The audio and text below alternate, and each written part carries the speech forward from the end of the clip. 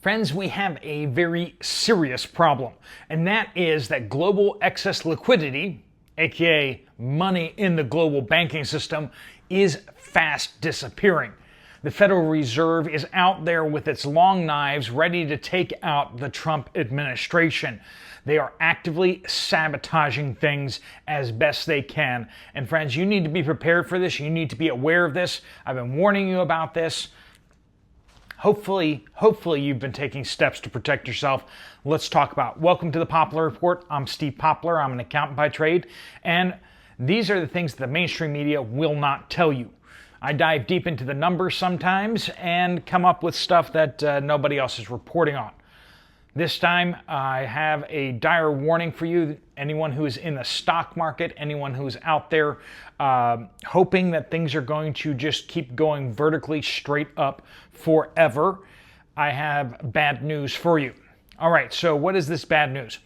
So basically, the Federal Reserve, not only did they stop lowering interest rates, that they were cutting interest rates for the Biden administration in order to prop up that bad economy. The Federal Reserve stopped doing that, doesn't want to do that for Trump, but not only that, but they are now quietly on the back end, they are reducing their balance sheet. They are taking money out of the markets. They're taking money out of stocks, bonds. They're soaking up money. Just like they can print money, they're doing the opposite of printing money right now. They're already started this, and they're going to continue doing this until they crash the markets. That is just an inevitability, unless they stop doing what they're doing, which these deep staters, I mean, what are the chances they're going to stop? There's about a 0% chance that Jerome Powell and all his buddies with the World Economic Forum and Davos and all those,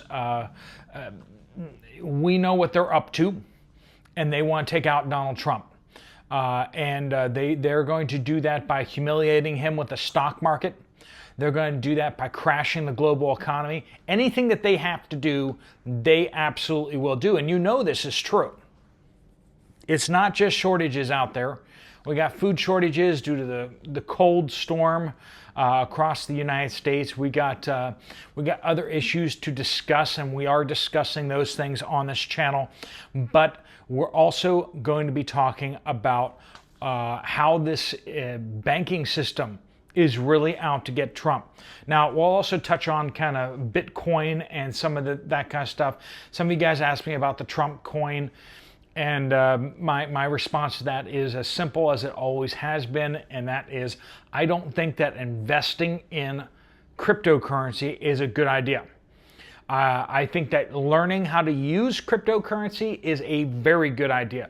Cryptocurrency is revolutionizing the banking system, ways of transferring money from one party to another. It is a way that is censorship proof in payments. It is secure, it has lower fees, and it circumvents these banks. And they don't deserve our business. They have been just terrible to everybody. And if we can just cut out the bankers out of just about everything, I think that would be for all of our benefit. Just imagine a mortgage loan that you took out on a crypto blockchain. No banks involved whatsoever. You just literally borrowed money from other people on the blockchain. Like that's a good use case.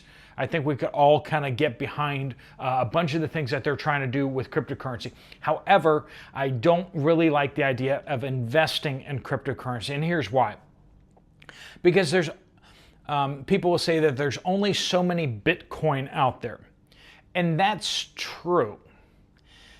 Assuming that the U.S. government doesn't ever hack it, which they could at some point. I know a lot of people are saying that that's not really possible yet, but whenever they get their quantum computers really firing on all cylinders, they're going to be able to crack through that security protocols and really do what they need to do. It will be difficult, granted, but it's possible. Anyway, barring that, let's just look at the field as it is. there's only so many Bitcoin, but there are constantly new coins, right? We have Donald Trump just released a coin. Other people keep releasing coins, meme coins. There's Dogecoin out there. There's all sorts of coins out there. And there's just so many of these coins. And whether you like it or not, the truth is that these other coins do draw some of the money out of Bitcoin. And so there's this idea that there's only so many Bitcoin, but there are constantly an infinite supply of cryptocurrency. And so I believe that that does create this vacuum around Bitcoin that kind of sucks money out of Bitcoin. And so fundamentally, you are investing in nothing, potentially the promise of the ability to transfer money between yourself and someone else of your choosing, possibly, but not a great thing to be investing in these coins, so to speak.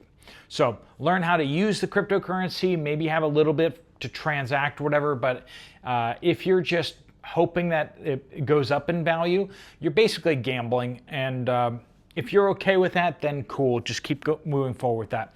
Anyway, so the Federal Reserve, who absolutely does hate Bitcoin, that we do know for a fact. They hate anything that moves you around the banking system. They want to be able to control all money all the time. That's why they want to create the central bank digital currency. They want to create the digital dollar so that they can track everything you do. Right now, you can still spend cash, and they can't quite see where that cash goes. And that is really annoying to them and makes their life really difficult, makes all the intelligence agencies' lives difficult. They don't like you using cash. So they want to force everyone to use digital currency, a central bank digital currency. But they need to get rid of Trump, because Trump has said that he will not allow a central bank digital currency, period, in the United States at all, ever. And as long as he's president, he's going to be able to start choosing people to serve on the Federal Reserve. And this is also something that that the Federal Reserve and the deep staters they cannot tolerate. So we're going to be watching out for that, of course. But we got looking at the balance sheets. The Federal Reserve is reducing their balance sheet. They have lots and lots of debt. This is how they print money. Basically, they create cash. They then purchase a treasury bill with it. So they create cash out of thin air. And they can do that because they're going to have this treasury bill on their balance sheet. It balances out. Cash, treasury bill, right? They're the only ones who are allowed to do this. So they purchase an asset with money that they just created. We call this money printing. Now, the reverse of that is they take an asset they have, they sell it, get the cash, and then they make the cash disappear. That's money shredding, so to speak. And that's what they're doing right now. They're money shredding, and just as money printing makes the stock market go up, money shredding makes the stock market inevitably go down. And it goes up on an escalator and it comes down on an elevator. That's how they say about the stock market, right? It goes up on an escalator, up a step, up a step, up a step, up a step. But elevator just goes straight down. And so when this effect happens enough, eventually the air will get sucked out of the stock market, and the stock market will come down crashing hard. I've already given you a number of other reasons why the stock market is probably going to come down hard. Partially is because the stock market's gone up so much based on Trump's going to be in office. And then Trump got in office and the stock market's going to, of course, keep going up. But the thing is, it's already been priced into the market. Everybody knew Trump was going to be in office. Everyone was pleasantly surprised by the fact that he didn't implement any tariffs. Okay, so the stock market went up because he didn't put any tariffs in. What happens when he puts those tariffs in? Well, the stock market's going to come back down in a hurry. as soon as he starts putting tariffs in place, which he said he's going to start putting 25% tariff on Mexico, 25% tariff on Canada if they don't stop it by February 1st. Now, you can just pull out your calendars real fast and look at it, and you can see that February 1st is not very long away.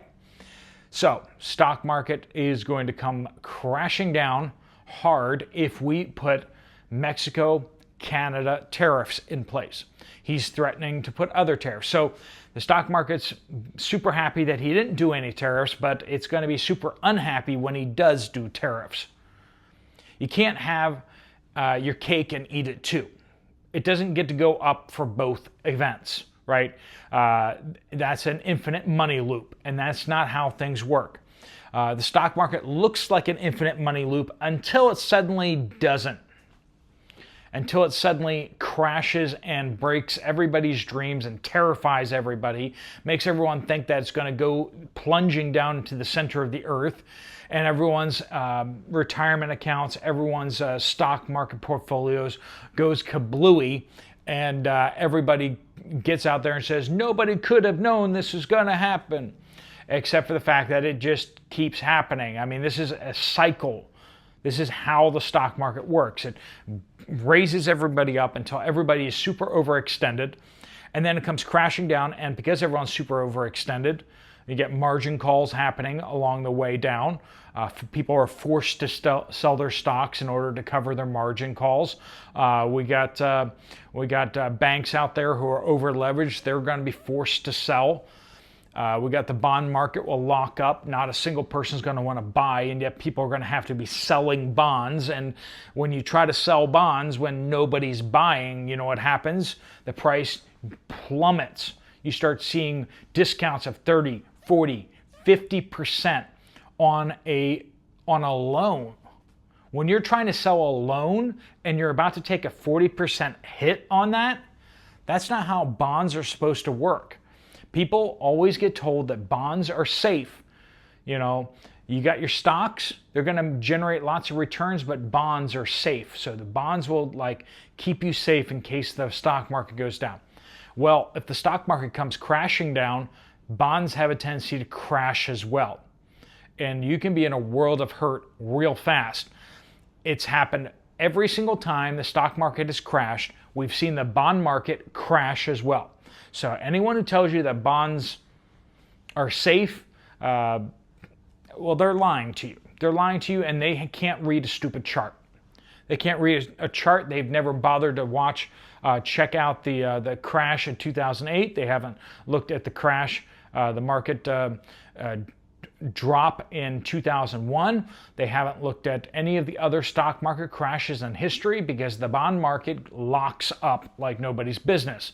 And yeah, so we've had a generation of new wealth management advisors who haven't really faced a stock market crash. They're too young for 2008, and even the ones that remember 2008 took away all the wrong lessons.